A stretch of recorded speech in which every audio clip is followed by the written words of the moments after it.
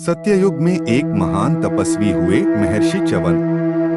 वे हजारों वर्षों से कठोर तप कर रहे थे।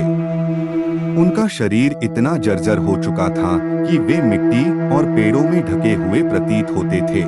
एक दिन महाराज शर्याती अपनी पुत्री सुकन्या और सेना के साथ उसी वन में आए।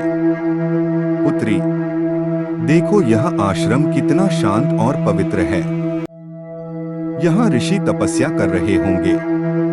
राजा ने अपनी पुत्री से कहा, कितना सुंदर वन है यह। वन में घूमते घूमते सुकन्या ने देखा कि मिट्टी से ढके एक ढेर में दो चमकते बिंदु दिखाई दे रहे हैं।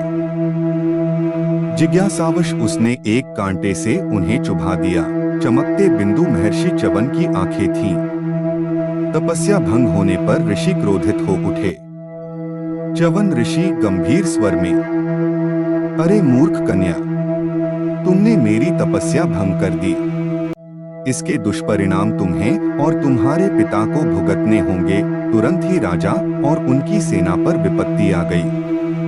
भोजन और जल सबका पाचन रुक गया। राजा डरते हुए हाथ जोड़कर बोले, महर्षि, हमारी कन्या से भूल हो गई, कृपया क्षमा करें और हमें इस संकट से मुक्ति दिलाइए। ऋषि ने कहा, दोष का निवारण तभी होगा जब तुम्हारी पुत्री मेरा वरण करेगी और मेरी पत्नी बनेगी। राजा ने धर्म और मर्यादा समझकर अपनी पुत्री सुकन्या का विवाह वृद्ध ऋषि से कर दिया। सुकन्या ऋषि से बोली, हे स्वामी, मैं आपके साथ हूँ, चाहे परिस्थितियाँ कैसी भी हों, मैं सदा आपकी सेवा करूंगी। सुकन्या की निष्ठा और सेवा से प्रसन्न होकर अश्विनी कुमार प्रकट हुए। अश्विनी कुमारों ने कहा, महर्षि, हम आपको दिव्य औषधि देंगे, इससे आप फिर से युवा और तेजस्वी हो जाएंगे। औषधि के प्रभाव से वृद्ध ऋषि दिव्य तेज से युक्त, सुंदर और युवा हो गए। सुकन्या बोली, हे स्वामी, अब आप बिल्कुल देवताओं जैसे दिख रहे हैं।